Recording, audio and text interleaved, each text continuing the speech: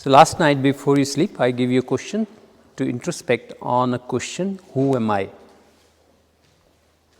So, I said that start afresh, start from your experience, not from your thoughts or memories, or what someone has said or what you have read, but something which you actually can relate to.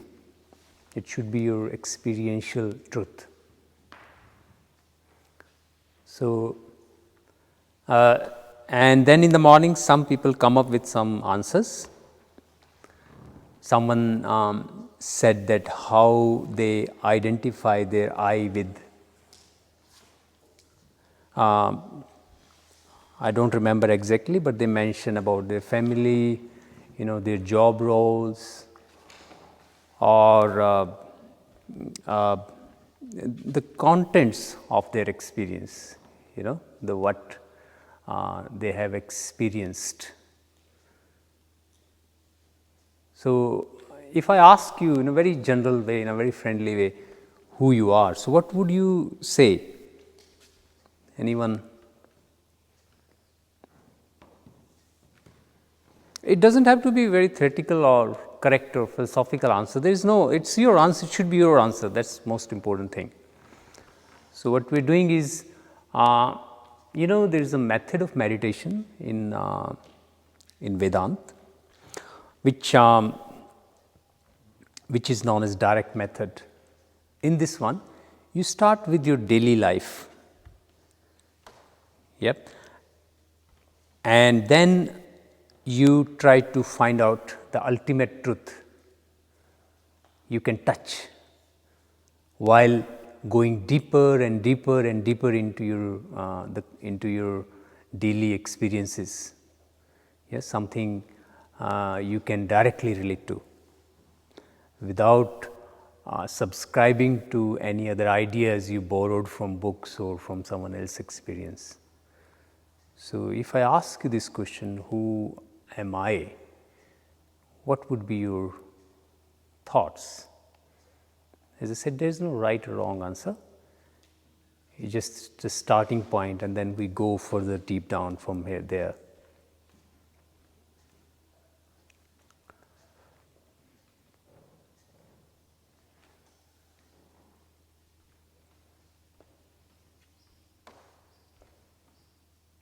What do you mean by I?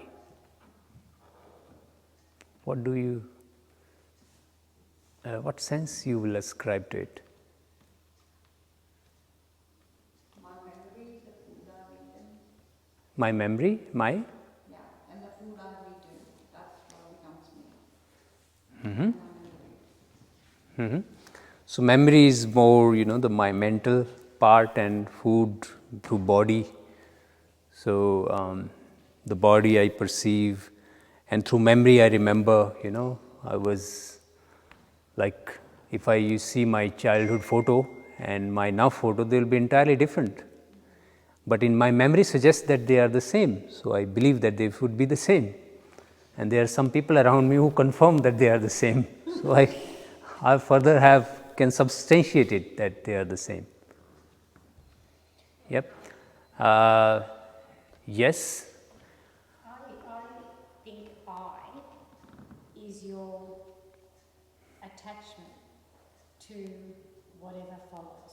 So when people go, I am a girl, I am a mother, or I am a daughter, that's what we see ourselves with, attachments to that particular thing. I am a doctor, secretary. Yep. We tend to just keep, but it's just your identity of Yep. what. Yes. So, Kylie is I think saying other that. people see us as well. Yeah. So I is basically whatever the information is on my ID card, photo ID card. That is I. It's can mention job role, my sex, male or female, date of birth, name, Age, whatever. or all those information. Okay, So, photo ID card is equivalent to I.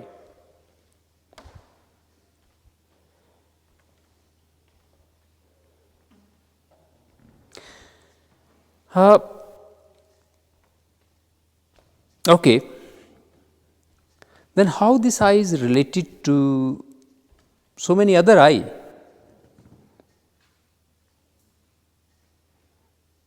There's so many photo ID card, different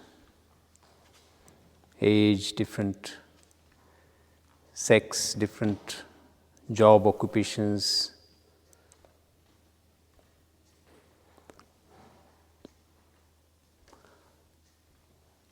Does it stop there, or it can there be further any deeper truth than that? It's your experience, your contribution. Because if you see those, sorry, what you said, Abby? No, you're saying can it be more, and I said it's your experience and your contribution. And how it grows. Yeah, how it grows, how it develops. Because as you So get older, Narusha said, I'm a mother, and we were talking about it later, and I'm going, I'm a mother, but I'm mother in different ways to each of my three children. They're different people, they need different type of mothering. So it's not just a standalone, I'm a mother, and that means that, that's it forever. yeah.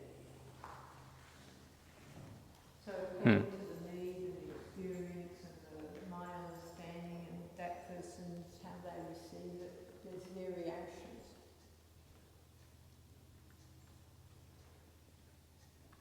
Mm-hmm. Sometimes my grandmother just keeps Yeah, it changes. just So changes it changes and it changes as to what. the circumstances or the right. And also what your attachment to it. What is my attachment? So my attachment when you're talking about mothering, parenting, my attachment when the children are very young is very different to my attachment now. I'm still a mother, but my action around that role is totally completely different. My 30-year-old daughter would smash me if I said I wouldn't like football. You know, the role is totally, the role evolves and it has it, you know, role evolves, role changes.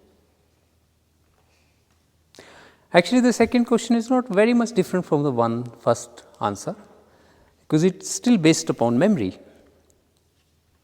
Yeah. Body, of course, body is born in certain day. Body has certain, sex, male or female, and memory. In memory, you know that I have been, mother, or I have certain set of experiences which makes me different from other. So that define my I. So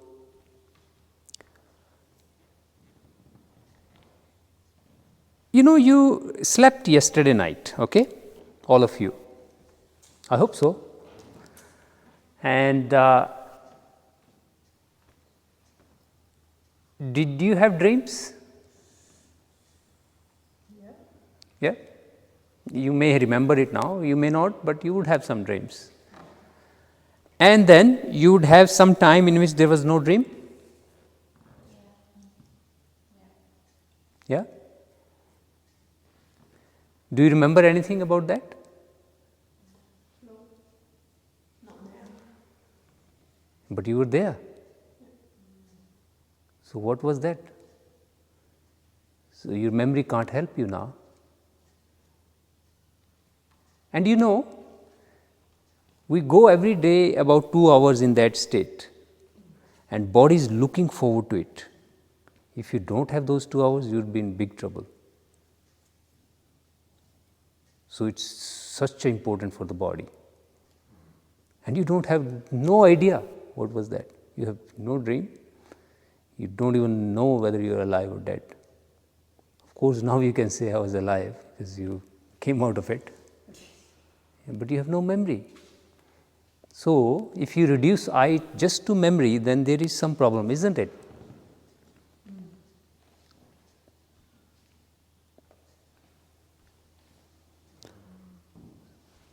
So what was that? And it is something body look forward to daily.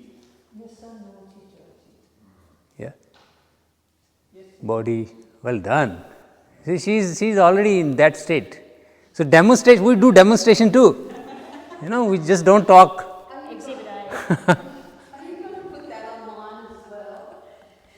Included in the So direct demonstration too.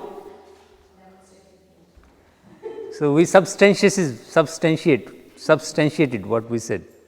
and Jyoti took your photo. Yeah, so coming back to the question. Now, so there is some, in your answer there is a loophole. You can't explain 2 hours. At those 2 hours, everything you said you are becomes zero, null and void, has no value at all. And that was so important that body looks forward to it. And that's so important that if body can't go into that state daily, how many people we are on earth? 6.5 billion. Each of us, each body, if you don't go into that state and it happen over and over, you will get mad. It's a form of torture. So, it means something deeper than that, than our memory. In fact, our memory can't function well. Those people who have insomnia, if they ignore it long enough, they will have memory loss, because memory can't reorganize itself. That's what brain does during that time, recover, bounce back for the next day. And if body has some capacity to handle some aberrations, some fluctuations, but if it go long enough, it create trouble. Yeah, so how would you explain the deep sleep? That is known as deep sleep. In Sanskrit, they call it Shushupti. So there's 4 states: Jagrit, Swapna, Shushupti, and Turiya. So you're talking about Shushupti. Shushupti is deep sleep. Deep sleep when there is dreamless sleep is also. No, there is nothing about that. I didn't come to that yet. But how do you spell it? Yeah, that's a good question. So, 4 stages.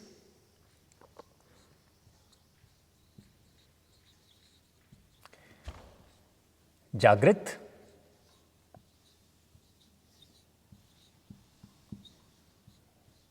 Swapn or dream,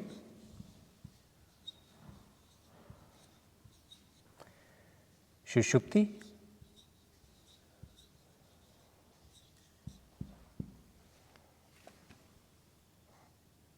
and Turiya.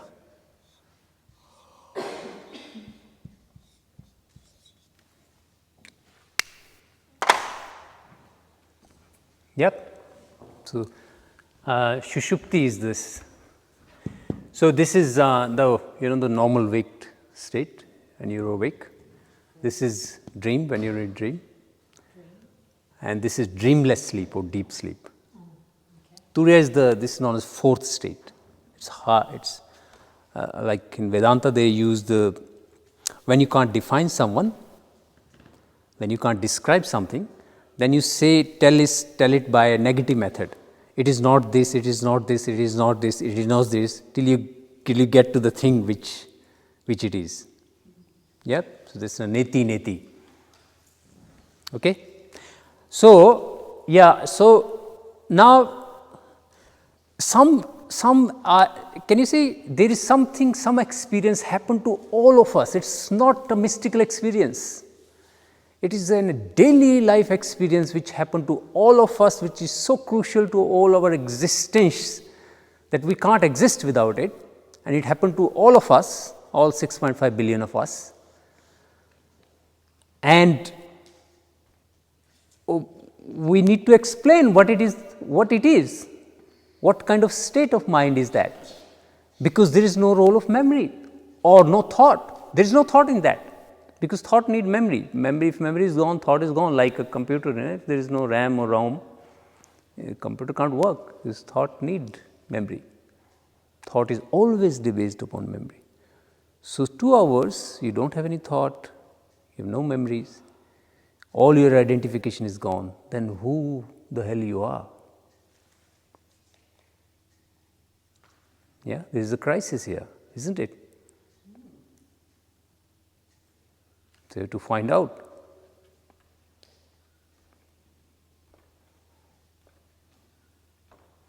And it's our daily experience. We take it for granted, but that happens.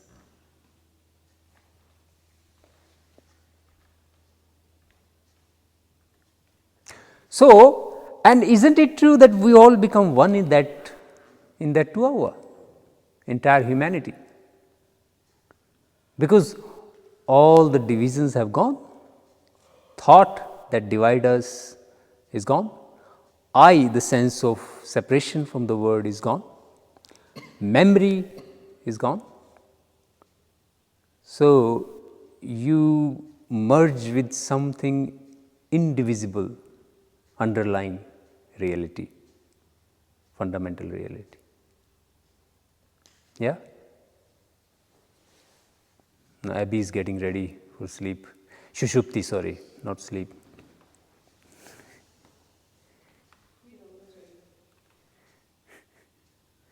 You got a friend in the back.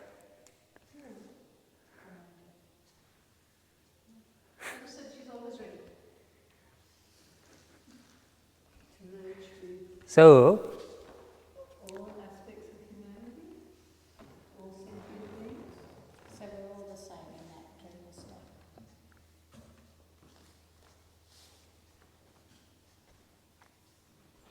and your knowledge can't help, because your knowledge can't operate. Yeah? The tools of the knowledge, thought, memory, are absent. So, your normal, the worldly knowledge, sensory knowledge, content of your experience can't help. Yeah?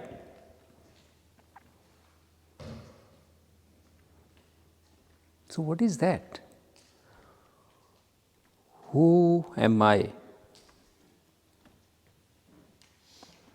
You give a nice definition, and both were correct. And that's what photo ID is used to, they recognize, they're smart people, you know how to identify yourself, but that can't catch that sushupti.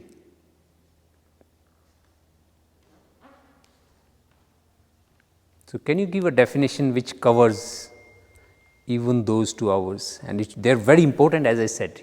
If you don't have that, next day you will know. Your body will say, I can't operate. And if you do it long enough, your body will get diseased, sick, and can't function and can't take any of those roles you normally ascribe to the body.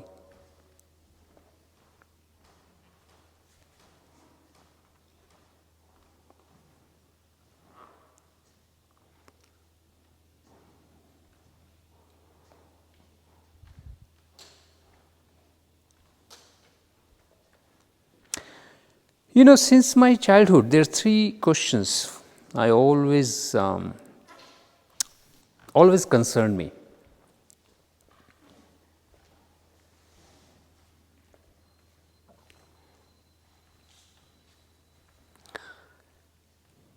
So, the first question was,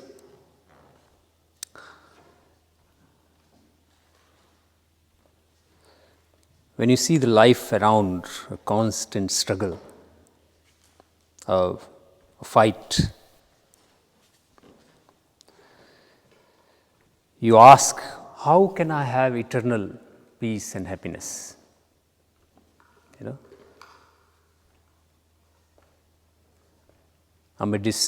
In the middle of all the crises and chaos and noise,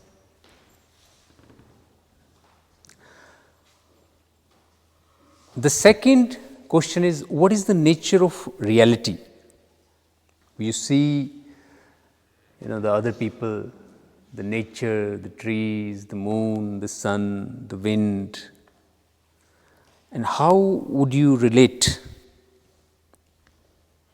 to them?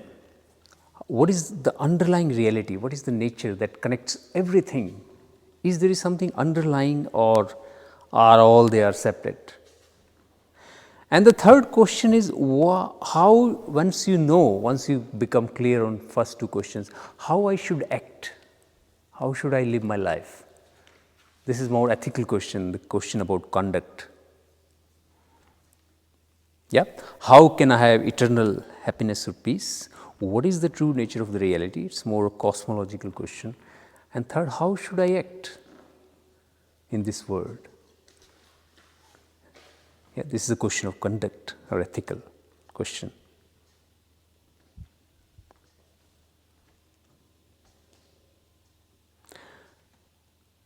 One is, be practical, see the situation, adapt to that situation. That's all fine.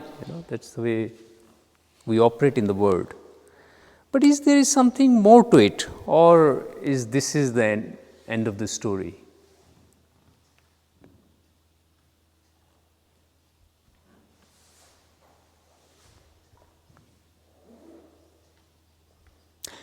When you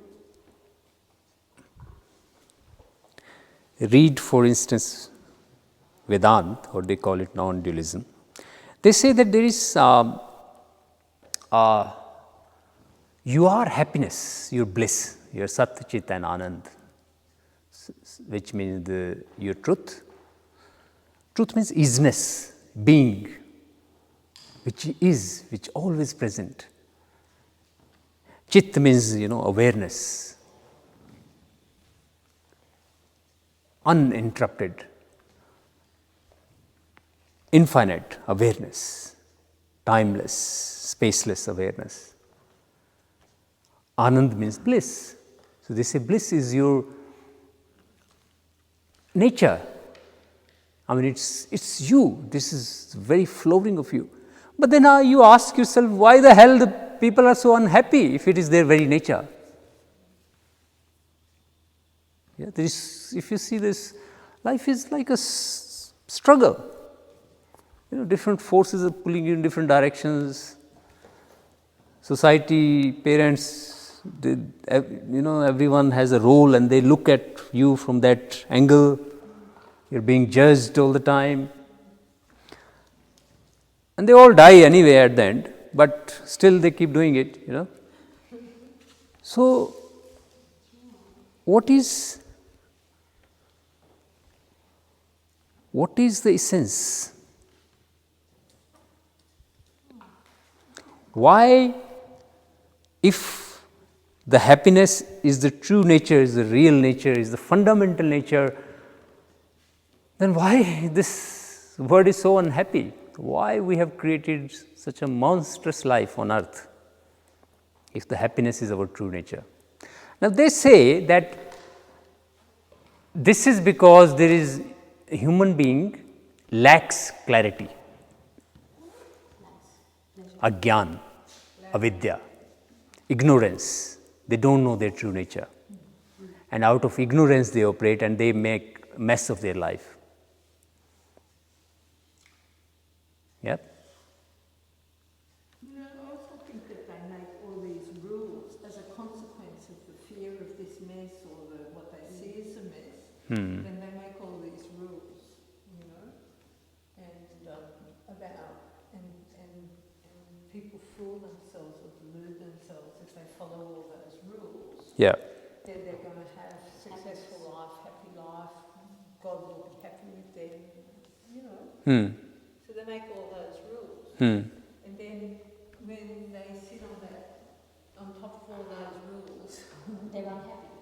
well, they're not on there, but they can sit. I experienced this yesterday as I was walking around. Went down to the shops, and I experienced it because it was Friday afternoon. And so they make all these rules, and they look down on all the rest of us who are scuttling around like ants. doing our thing, and there's all these assumptions. I'm based on all these rules, and then I look at you, and you're not dressed like me or acting like me or doing what I do, so then they think that we're different or we're not as good as each other, or they, it's just it gets all confabulated, and they lose sight of that true nature. They lose sight of their true nature, they lose sight of my true nature and the nature that we share. Mm-hmm. Because somebody thinks that you're different to me, or you look like this, or you that, or whatever.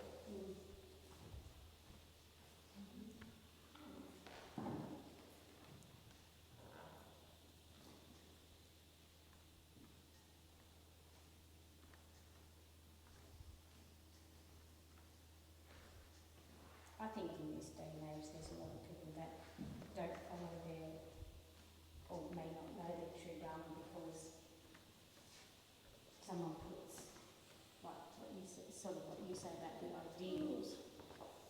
So school tells you already to get good grades so you can get a good job. So all these kids think that they've got to have this good job. Maybe not a job they enjoy, but if they get a good job, that will lead to happiness.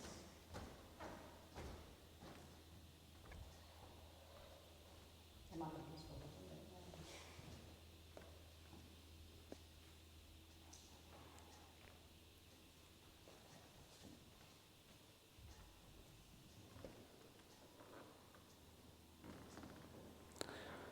So the question remains, why we are so unhappy?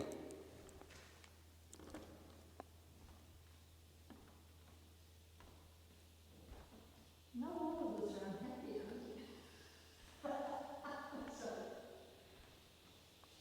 Maybe we have some episodes, sometimes of some happiness, but why it's not? If it is true nature, then it should be, once and for all. That is not reflected if you look at the world, of course. we don't allow. There is a lot of suffering and misery in the world. You can't deny that. It's, as you said, it's the ignorance. It's because we get ourselves into that because not thinking correctly. Pursue things which may not even be required. I think it's because it's like our true nature is like the sun, right? It's always there. It never changes. But there are clouds that covers the sun, and those clouds are our greed, our ignorance, our hatred, our things that were brought with us from many lifetimes. And they confuse us and they delude us, and so we have desire. We want things that we can't get, but that's all human desire. That's not it's like we're human, we're spiritual beings with human experience, but this human experience carries a lot of burden that comes from the past, and so that's why people are unhappy, because it's essential. It's never ending. So I think that's why people in general, most of the time we're happy, but there is always that hidden desire within us, or that will come with a certain personality, and that's all coming from past life as well. And so that becomes who we are today. That's not truly who we are today. True us is the sun that's unblemished, but we are blemished now. That's why we are, we can be unhappy. But if your nature is true happiness, it's not about asking question. I just want you to introspect, and that's why I'm giving you a lot of time to think. I'm not trying to impose my answer on it. I want it to come out of your heart, your experience. So, it's very easy to give theoretically bookish answer, but that's not the point. This method it's a kind of meditation, and it may not be for the liking of everyone. It's a direct path. It just challenge your very convictions in which you live your life. So it's a tough call. So yeah, that's correct, that we do have some times of happiness, and then we have our limitations, and we normally limitations like greed and some, our own petty little ambitions, and then we caught up in that ambitions, and then we make blur the picture, so we can't see ourselves clearly. Yeah, but why, if your infinite consciousness, infinite knowledge, very isness, pure being, happy, how come you can caught up in that traps? I think if we don't have some, well, I wouldn't like to say unhappiness, but challenges, then how will we differentiate what makes us happy? Because if we were continually You're always happy. we wouldn't know if we were happy. Does that make sense? Like, we have to, if we don't have something, I mean, we don't want those things. sadness, you're saying that you Well, without the rain, we don't enjoy it. So what Kylie is saying, that happiness is a matter of degree. So you need some comparison, some standard to compare it with, and then you can. Challenge it. If it doesn't get challenged some way, we don't grow either sometimes. Like, Is it so? we don't want terrible things to happen. But then we're saying that for whatever, without Maybe you're talking of. death is inevitable in some things, so that causes pain. Someone's going to be hurt in that. Yeah. But then we have to learn to overcome those challenges. And then when something happens that's good, whether that's like, someone being born or something that's, then we have that, we feel that happiness. It's like young people don't So is understand it- the meaning of good health. They think that I'm invincible until they get sick. So I think age people understand the importance of staying healthy because they have been down that. Maybe I'll talk about that next time. What you're talking about is actually sensual pleasure. Pleasure and happiness is, I think, different. They're qualitatively different. Pleasure and pain, you make sense that our sensations, if we have seen the pain, then they can enjoy the pleasure. It's a matter of degree. But once you say happiness, happiness is a very different category. Happiness is not just a pleasure. Happiness is, pleasure always have some sensuous reason. Happiness is just the manifestation of the nature. You don't need any reason for it. It's just that sense of completeness. There is no sense of otherness. There is sense of absolute security. And you will have that. So happiness and pleasure are a different category. So you have to, that comes with, if you're saying that, then it's the attachments which causes us to give in to that, to lose that happiness. Because if we don't have attachments, then we will be complete because That's what happened to us. In the womb of the mother, baby have I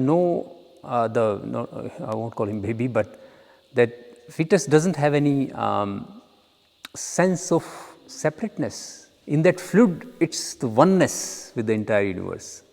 And once it's thrown in this world, the senses first time recognize that there is a separation. You can recognize in terms of the universe, and the whole is life. The human being want to go back into that state. Now he can't go back to the womb of his mother. So, but that oneness is someone deeper. he or she always seeks to find. Okay, I will tell you a story.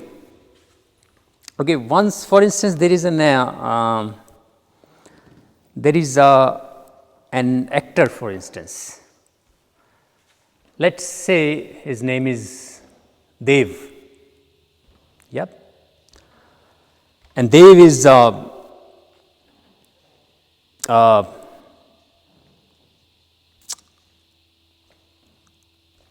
completely Sat Chit Anand.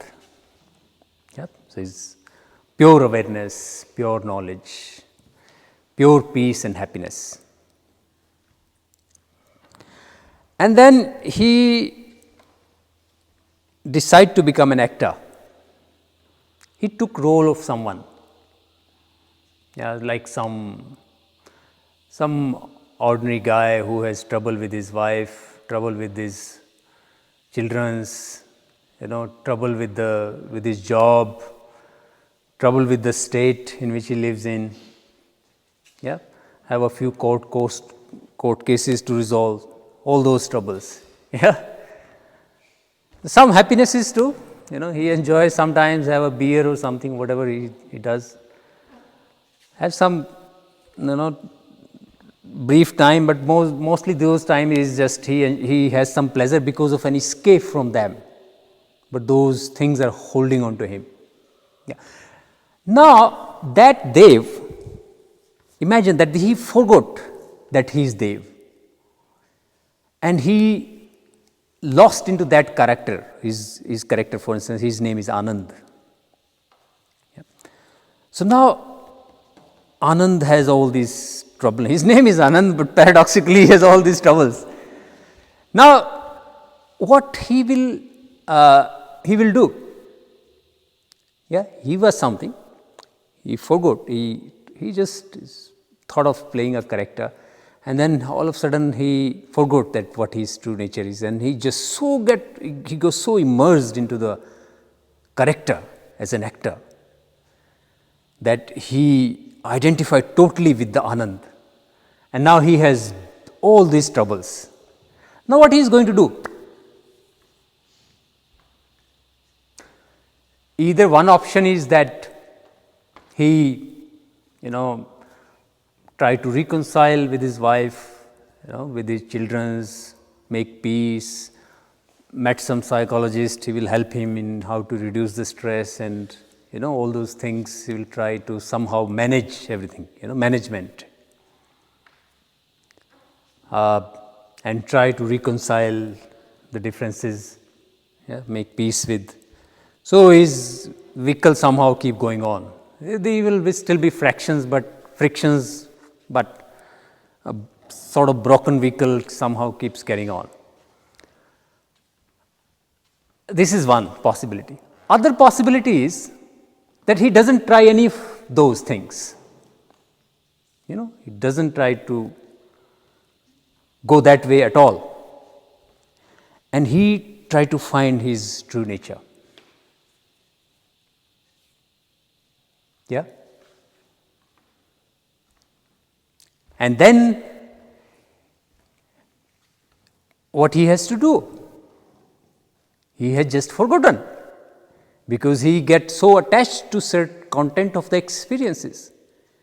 So the moment he goes away from Anand and come to Dev, he is already there. And those problems are become superficial. And in fact, all will get resolved. Nothing can stress him anymore. Do you get what I am trying to say through this example? So what you're saying is you detach yourself from whatever the... Just think about that character first. Just think about that. About Dev. Once he lost into the character, like the character we all play, this character could have been different. You didn't choose where you were going to born. You didn't choose what, there are some situations, but broadly you're born in certain society, brought up in certain ways, like certain foods because you're grown in that kind of thing, you know, this comes, and then you have small little choices, but broadly it's the circumstances. So now you are caught up in that. Once you try to reconcile, and one you try to find your real self. And then once you find the real self, the very problem, the nature of the problem changes. Isn't it? Why can't you be both? Why can't you be? Both find true yourself, true self, and then reconcile as well at the same time. Why can't you find truth and reconcile yourself at the same time? You don't need to. I mean, you will reconcile. Thing changes because once you are not the same person, you are also a participant. Once those frictions comes, you are a certain person. So that's what I'm trying to say. So if That is not your focus. Yeah, that is not your focus anymore. Once you, those things in time will resolve on its own. Those become unimportant. Yeah, because your daughter, for instance, your son have a problem with you because you are in a certain way too. And then now you stop defending those things, convictions, those resistance, and now you don't have them. So those will dissolve, they will dissolve. You don't have to reconcile them. They will dissolve. You know what I mean? Because other person, you think I am that, and you hold on to that, and you secure that for every reason. And you may not actually be that. And that brings so much misery and suffering.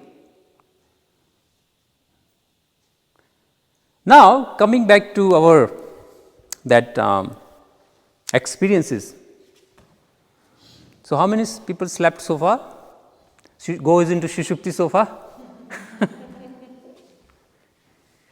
Now, coming back to that dream. What happened to dream? Now we will go to dream. We talk about Sushupti a lot. Yeah, Jagrit, you know enough. You started with this.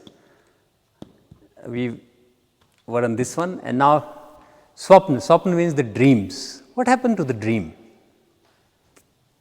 When you dream. Yeah, I mean, some dreams you forgot, some you remember, but they are normally the same nature.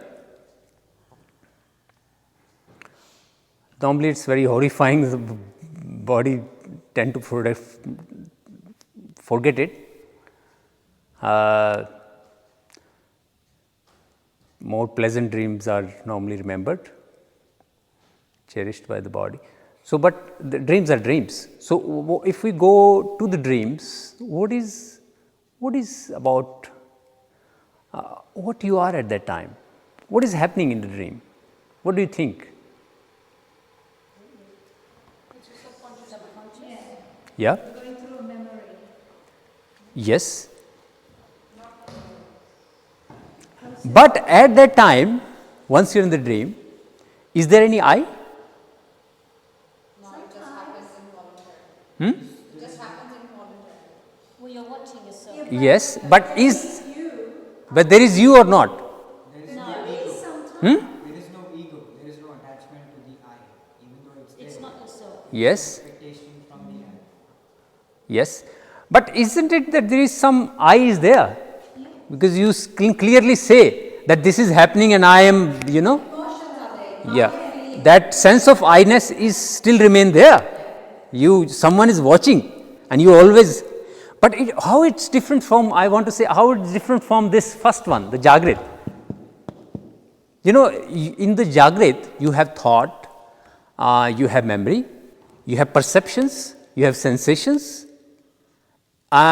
When you go in dream, what happened there? And then through that, I am getting this, you know, stories becomes, I know someone, I had a fight with someone, I have an affair with someone. These things happen, you know, these are episodes. So what happened in the dream? We look for things that you can't do right now. Yeah. You're craving for something, or Yeah. So you want brain. yourself to be like that you Yeah. get in reality, in the Jagrut. Yep, yep. So brain which can't do somehow accomplish in the daily life. Some thought stays behind. In the Yes, so thought try to give that in your dream. Yes, but I'm talking about, yeah, that's a good explanation, but I'm talking about the essence. If we see how it's different from the dream. The dream is different from the waking state. In waking state, the information is coming from the external world. Yeah, so our senses are getting that stimuli from external. In that one, you are asleep. Nothing is coming from outside. Yep, everything is. But when you are there, for you, it's the same. You lead. I mean, it's a dream. If you have, it's very live dream. You know, if you get horror, you actually sweat. So for brain, it's the same thing. But no information stimuli is coming from outside. Brain is generating its own thought, creating its own perceptions, using the memory. So it's creating the world. Now, how can you guarantee that this is also not a dream? What? Oh, what the living Yes, reality is not yes. That's what Vedanta asks. We don't know. Actually, We don't we know. just, it's again. We could be sleeping now. Yeah. How would you come out of this? This is a crisis.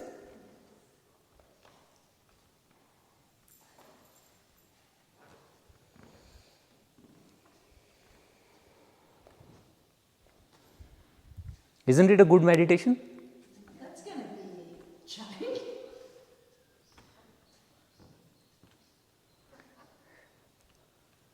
So,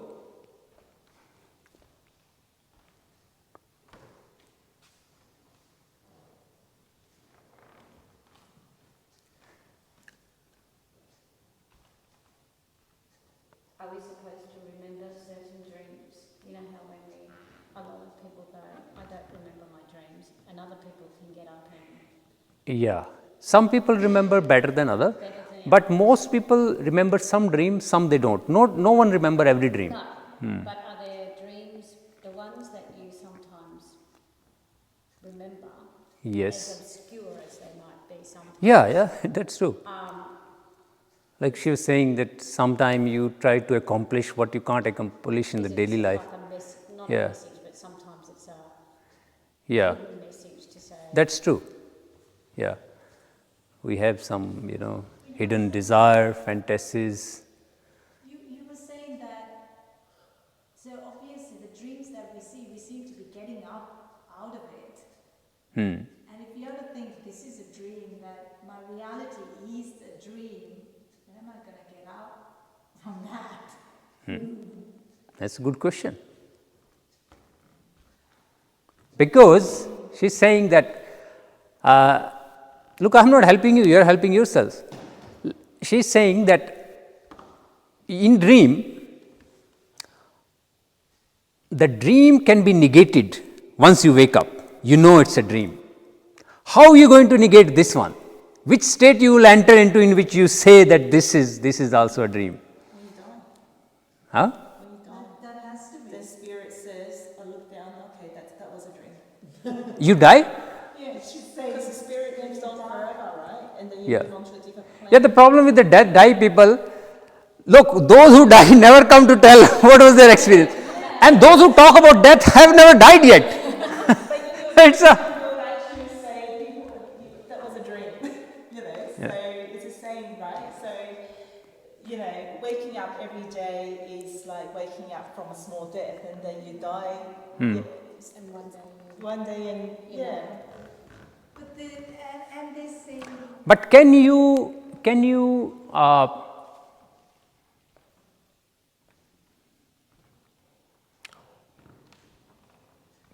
realize the true nature of reality while alive? Can you understand the true essence of this Jagrat? For Swapna we know, Shushupti, but can we know that whether it's a dream or it's real experience.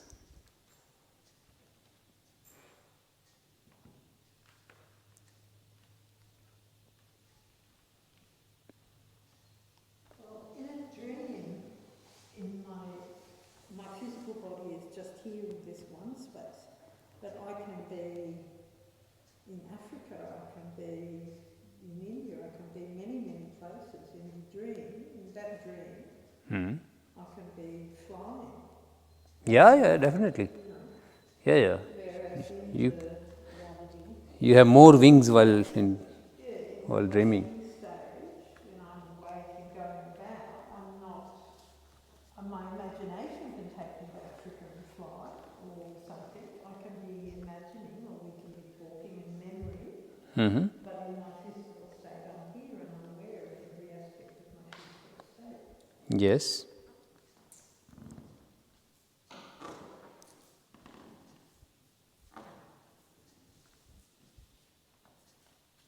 So some people, when they're very unhappy or in a lot of pain, Hmm. will induce, through whatever drugs or alcohol or whatever, a state of sleep so that they can be out of the physical state of pain and the reality.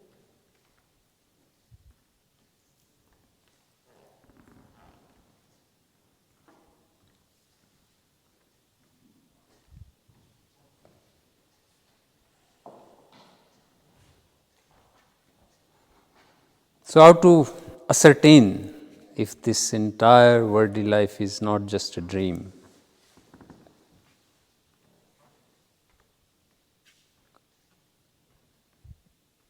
Can you repeat that? How to know, how we can have an affirmative, certain knowledge that this entire world of all the content of our experience is just an illusion, like a dream is. Because dream is an illusion. There is nothing like that there.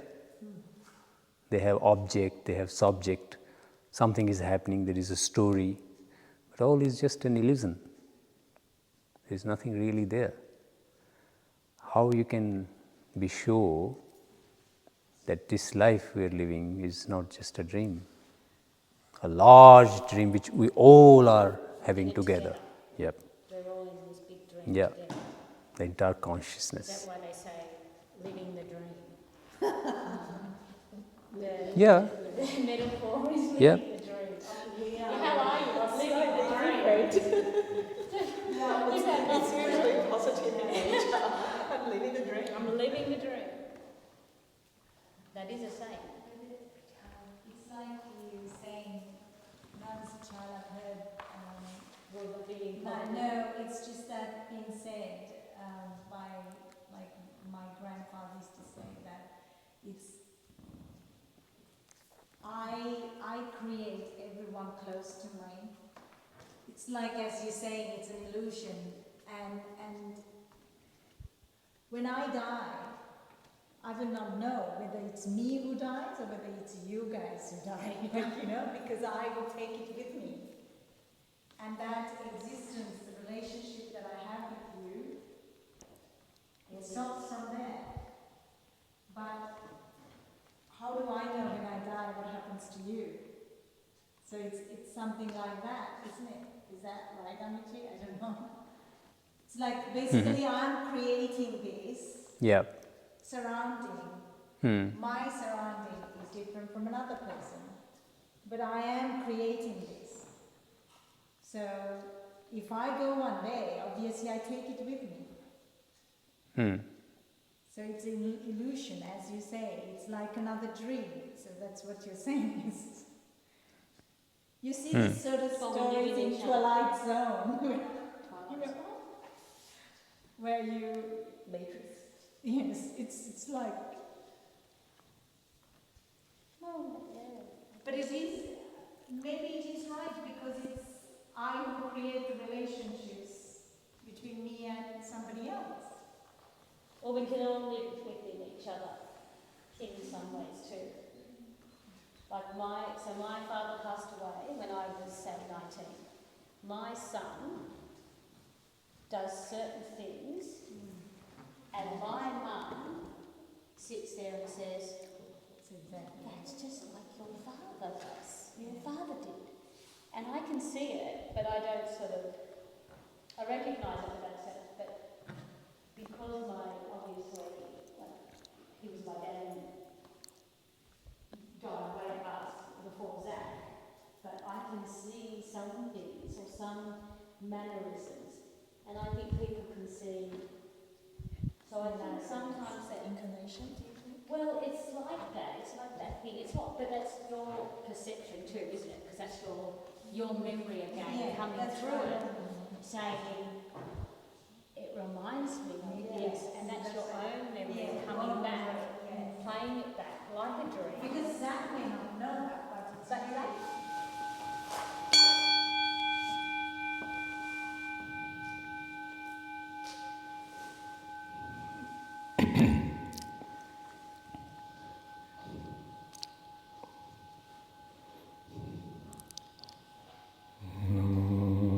Tassa bhagavato arahato samma sambuddhassa. Namo tassa bhagavato arahato samma sambuddhassa. Namo tassa bhagavato arahato samma sambuddhassa.